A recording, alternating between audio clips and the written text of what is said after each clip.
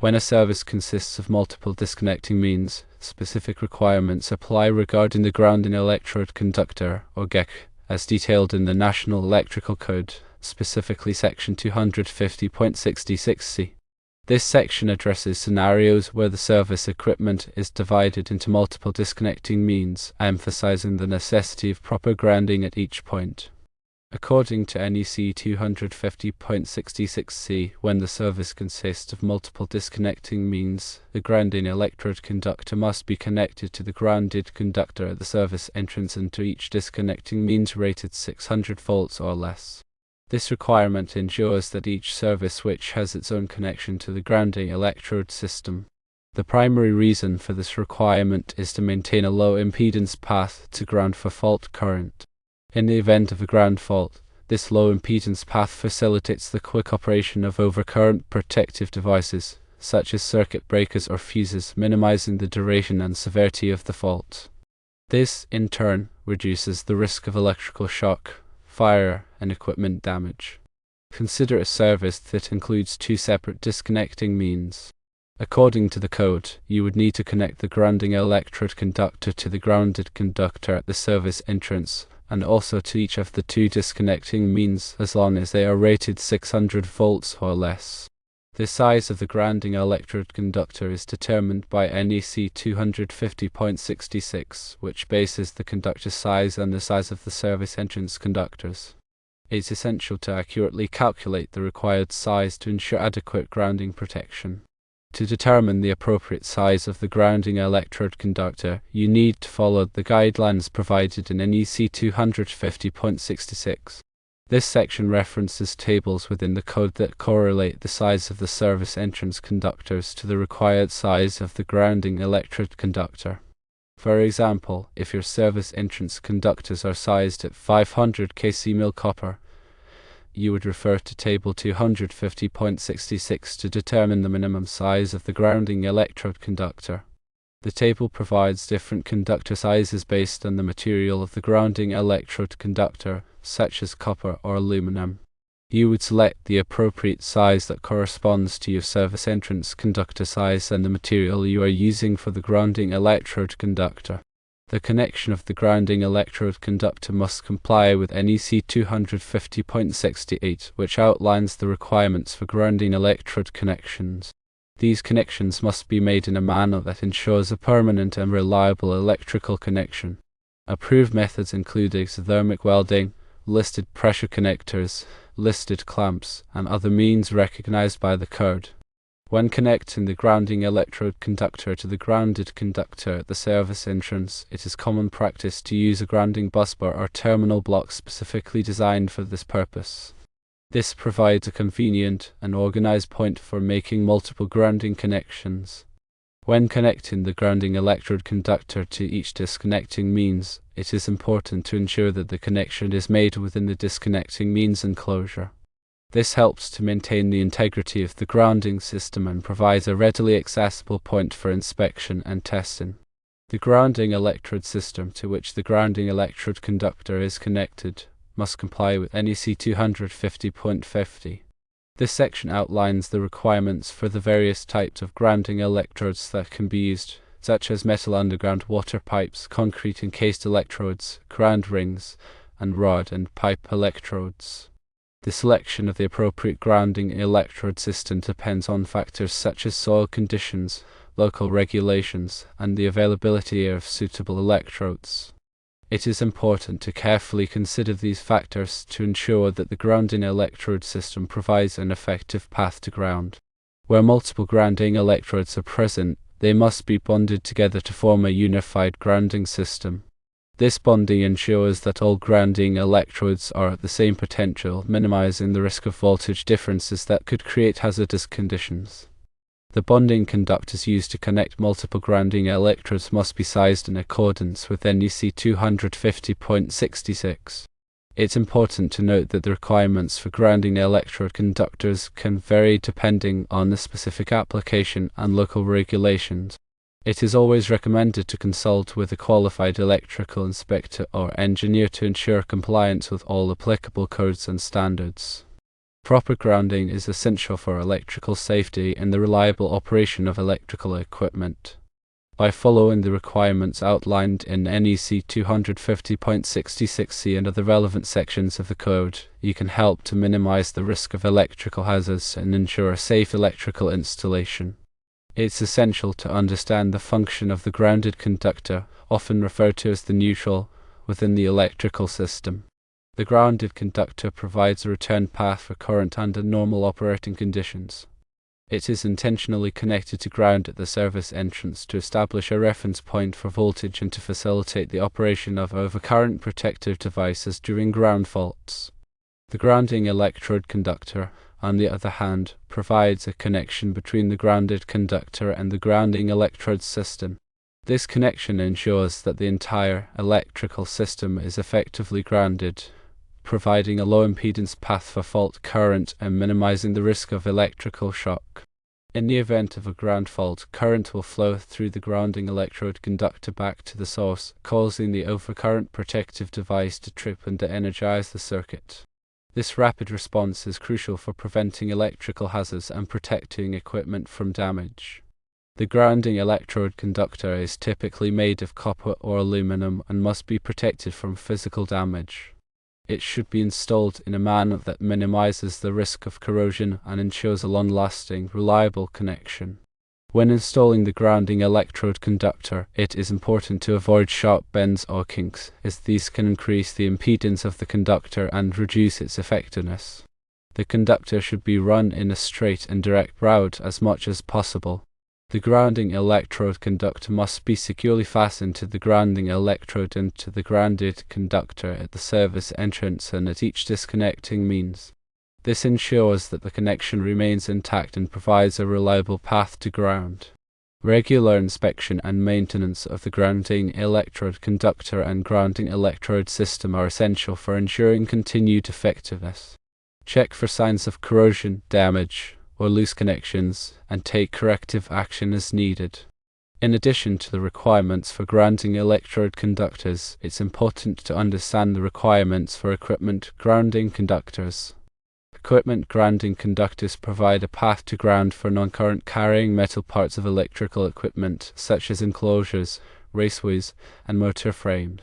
These conductors are typically run with the circuit conductors and connected to the equipment grounding terminal at each outlet or equipment location. The purpose of equipment grounding conductors is to provide a low impedance path for fault current in the event of a ground fault. This helps to ensure that the overcurrent protective device will trip quickly, minimizing the risk of electrical shock.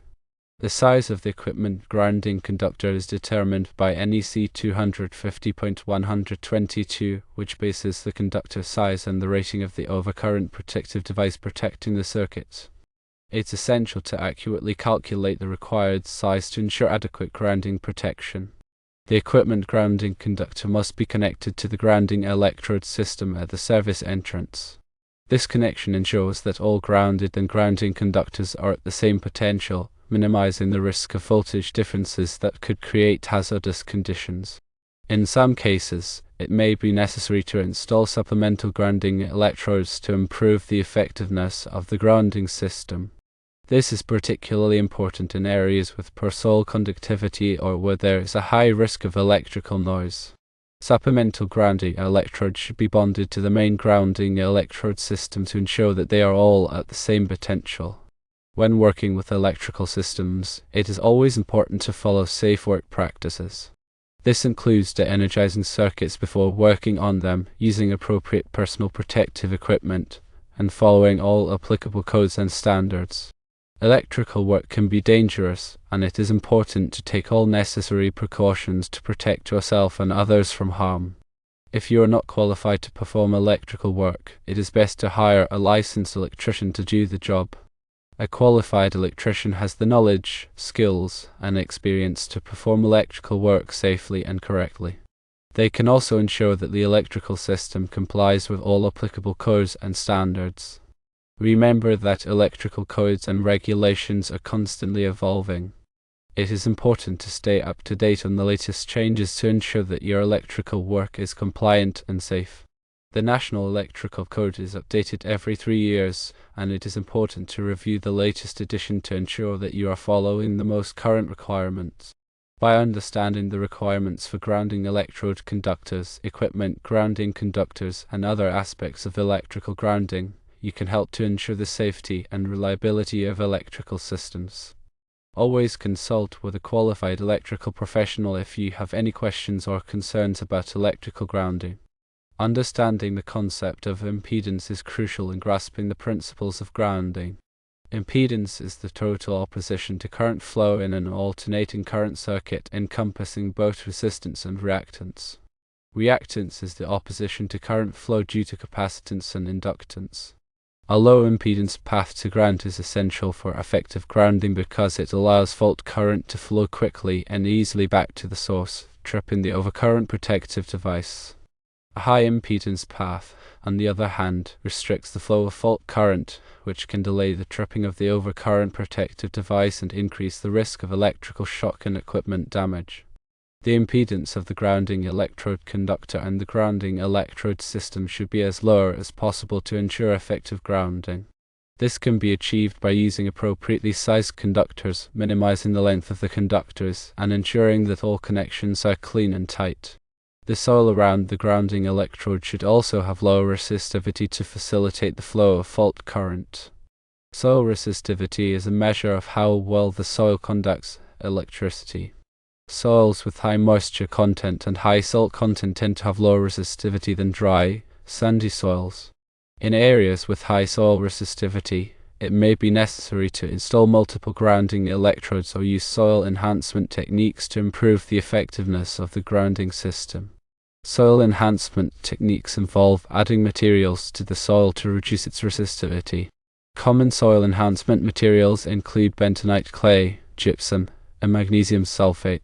These materials help to increase the moisture content of the soil and improve its ability to conduct electricity. The effectiveness of the grounding system can be tested using a ground resistance tester. A ground resistance tester measures the resistance of the grounding electrode system to earth.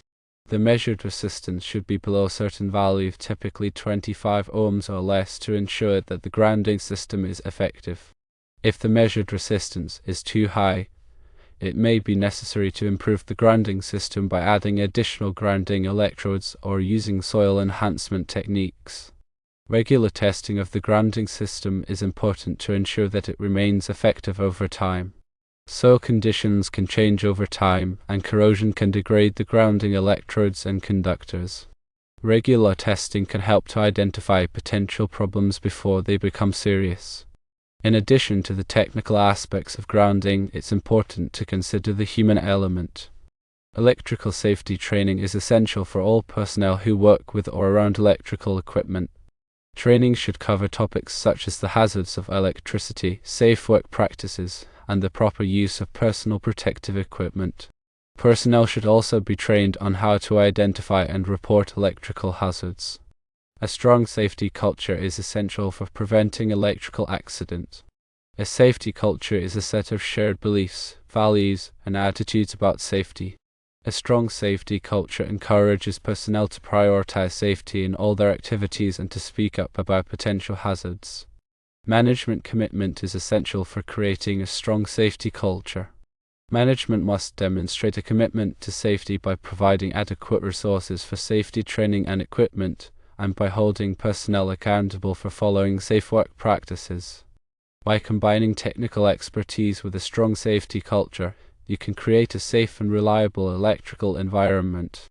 Remember that electrical safety is everyone's responsibility.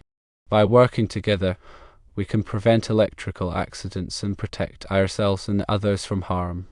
The principles discussed here apply not only to service entrances but also to separately derived systems such as generators and transformers. A separately derived system is an electrical system that is not directly connected to the utility power grid. These systems require their own grounding electrode system to ensure proper grounding protection. The grounding electrode system for a separately derived system must comply with NEC 250.30. This section outlines the requirements for the various types of grounding electrodes that can be used, as well as the requirements for the grounding electrode conductor. It's important to carefully follow these requirements to ensure that the separately derived system is effectively grounded. The grounding electrode conductor for a separately derived system must be sized in accordance with NEC 250.66, just like the grounding electrode conductor for a service entrance. The size of the grounding electrode conductor is based on the size of the conductors that supply the separately derived system. The grounding electrode conductor must be connected to the grounded conductor of the separately derived system at a single point. This point is typically located at the source of the separately derived system, such as the generator or transformer. The grounding electrode conductor must also be connected to the equipment grounding conductors of the separately derived system. This connection ensures that all grounded and grounding conductors are at the same potential, minimizing the risk of voltage differences that could create hazardous conditions. In addition to the grounding electrode system, separately derived systems also require bonding jumpers. Bonding jumpers are used to connect non-current carrying metal parts of the separately derived system to the grounding electrode system. This helps to ensure that all metal parts are at the same potential, minimizing the risk of electrical shock. The size of the bonding jumpers is determined by NEC 250.102. It's important to accurately calculate the required size to ensure adequate bonding protection. Bonding jumpers must be securely fastened to the metal parts and to the grounding electrode system. This ensures that the connection remains intact and provides a reliable path to ground. Regular inspection and maintenance of the grounding electrode system and bonding jumpers are essential for ensuring continued effectiveness. Check for signs of corrosion, damage, or loose connections, and take corrective action as needed. Separately derived systems can be complex, and it's important to consult with a qualified electrical professional if you have any questions or concerns about grounding requirements. A qualified electrical professional can help you to ensure that the separately derived system is effectively grounded and complies with all applicable codes and standards.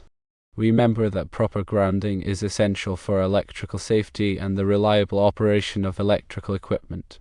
By following the requirements outlined in the National Electrical Code, you can help to minimize the risk of electrical hazards and ensure a safe electrical installation.